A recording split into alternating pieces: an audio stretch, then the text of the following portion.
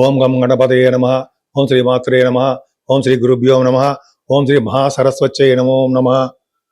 మా ఆది యాత్రలను చూస్తుంటే మీ అందరికీ కూడా పేరు పేరున నా హృదయపూర్వక నమస్కారాలు.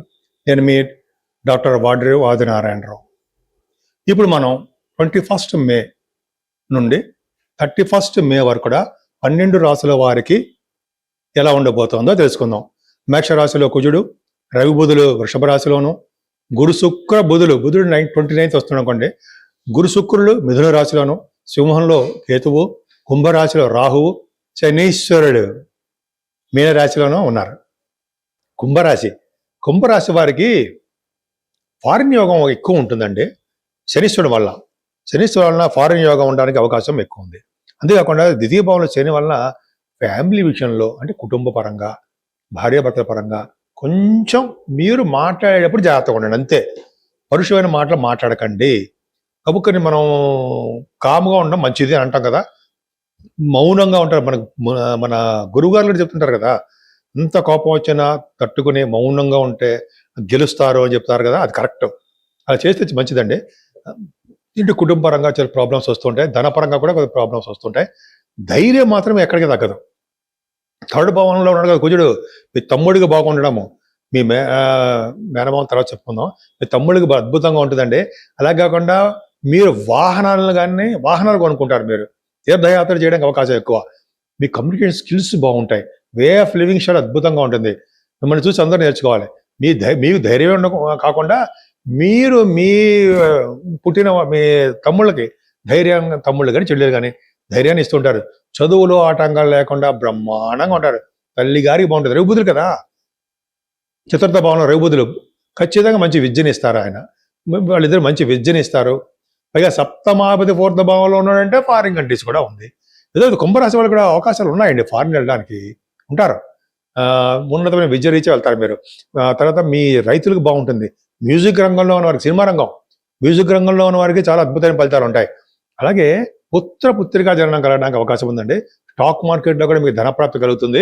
అలాగే సినిమా రంగము, టెలివిజన్ రంగంలో కూడా మీకు బాగుంటుంది సార్. అంటే సంగీతము, సాహిత్య రంగాలు అంటారు కదా, వాటిలో కూడా మీరు ఉంటారు అని తెలిసిపోతుంది. మీకు జనాకర్షణ శక్తి ఎక్కువ. అలాగే మీ భార్యాభర్త విషయంలో చిన్న చిన్న ప్రాబ్లమ్స్ వస్తాయండి. కేతు ఉండడం వలన భయపడాల్సిన అవసరం ఏం లేదు. వివాహ వేడుకలు కూడా మీ ఇంట్లో జరగడానికి అవకాశం ఉంది. కానీ మీరు ఆరోగ్యమే బాగా చూసుకోవాల్సిన విషయమే. శనీశ్వరుడు అష్టమ భావం చూడడం వల్ల ఆయుర్దాయం పెరుగుతుంది తప్ప అనారోగ్య సమస్యలు మాత్రం ఇస్తాడు. అందుకని మీరు శనీశ్వరుడికి తైలాభిషేకం చేయించుకోండి, ఖచ్చితంగా బాగుంటుంది. భాగ్యస్థానంలో గురుడు చూస్తాడు అంటే వేద పండితులుగా బాగుంటుంది. అలాగే మీరు చేస్తున్న ఏ బిజినెస్ అయినా సరే, ఆస్ట్రాలజీ బిజినెస్ కూడా ఉంటారు. ఆస్ట్రాలజీ బిజినెస్ కాదు అది, ఆస్ట్రాలజీ సంబంధించిన విద్య, దాంట్లో కూడా మీరు ఉంటారు. ఆస్ట్రాలజర్స్ ఉన్నారు, వాళ్ళకి బాగుంటుంది. అలాగే మీరు ఏ బిజినెస్ చేసినా ఆ బిజినెస్తో సక్సెస్ అవుతారు, తీర్థయాత్ర చేస్తారు. అలాగే మీరు విదేశాలకి ఉన్నతమైన చదువుల రీత్యా వెళ్తారు. ఇంటర్నేషనల్ ట్రేడింగ్స్లో కూడా పాల్గొంటారు మీరు. అలాంటి అద్భుతమైన యోగం ఉంది.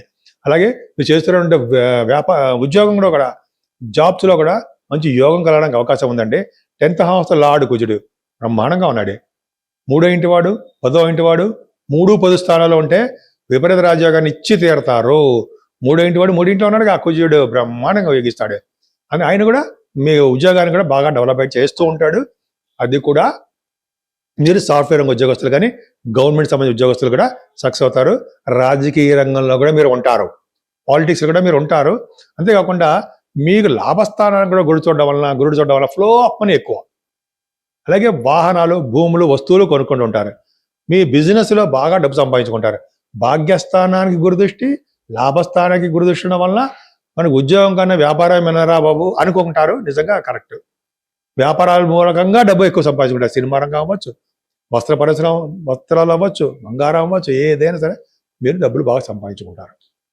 నేను మీ డాక్టర్ వాడ్రేవు ఆదినారాయణరావు అండి. ఇందా చెప్పినట్టుగానే మీ జాతకాలు చూపించుకోవాలనుకుంటే మా ఆది ఆస్ట్రాలజీని మీకు ఫోన్ చేయొచ్చు. రాకపోతే కింద నంబర్ స్క్రోల్ అవుతుంది. ఆ స్క్రోల్ అవుతున్న నెంబర్కి మీరు వాట్సాప్లో మెసేజ్ పెట్టచ్చండి. ఇలా షూట్స్లో ఉండడం వలన కూడా లిఫ్ట్ చేయడానికి కొంచెం ప్రాబ్లం, ఫోన్ లిఫ్ట్ చేయలేకపోవచ్చు. మీరు వివాహం కానీ, మీరు కంటే మీ ఫ్యామిలీ మెంబర్స్ కానీ, మీ ఫ్రెండ్స్కి కానీ ఈ జాతకాలు చూపించుకోవాలనుకుంటే ఇవన్నీ మీకు తెలుసు కదండి. కరెక్ట్గా డేట్ ఆఫ్ బర్త్ ఉంటే, టైం ఉంటే, ప్లస్ ప్లేస్ ఆఫ్ బర్త్ ఉంటే కరెక్ట్గా చెప్పడానికి అవకాశాలు ఉంటాయి. చాలా మంది జరుగుతున్నాయి ఇక్కడ నేను చెప్పినవి. ప్లస్ ఇంకోటి ఏంటంటే వాస్తు రీత్యా కూడా ఏమైనా ప్రాబ్లమ్స్ ఉన్నా కూడా తప్పకుండా నేను చెప్తానండి, పరిష్కార మార్గాలు కూడా సూచిస్తూ ఉంటాను. అవి ముఖ్యంగా చాలామంది వివాహాలు అవ్వడము లేట్ అయిపోతుంటాయి. అంతేకాకుండా కొంతమందికి ఏమో విదేశాల్లో వీసా ప్రాబ్లమ్స్ ఉన్నాయండి, అదో ప్రాబ్లమ్స్ ఉన్నాయి. విదేశాల్లో ఉద్యోగంలో ఆలస్యం అవుతుంది.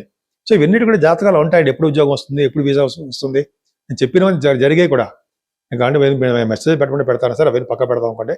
సో ఇవన్నీ కూడా మంచి జరగడానికి అవకాశం ఉంది. అలాగే మీరు ఏ ఫీల్డ్ అంటే సంతానం లేని వాళ్ళు సంతానం ఉండడము, ఇవన్నీ కూడా రాజకీయ రంగంలో పదవులు వస్తాయా, రాజకీయ రంగంలో ఎలా ఉంటుంది అని చెప్పచ్చు. సో ఈ విధంగా ఒక అయితే మనం 12 రాసుల వారికి పూజలు ఇంపార్టెంట్ అండి. మే నెలలో కూడా మనకి వైశాఖ మాసం ఉంది, ఇంకా వైశాఖ మాసం అది జ్యేష్ఠ మాసం వస్తుంది. ఈ నెలలో కూడా మనం చేయలేని వాళ్ళు ఇప్పటి నుంచి అయినా సరే 21st బహుశా వైశాఖ మాసం అయిపోతుంది అనుకుంటండి.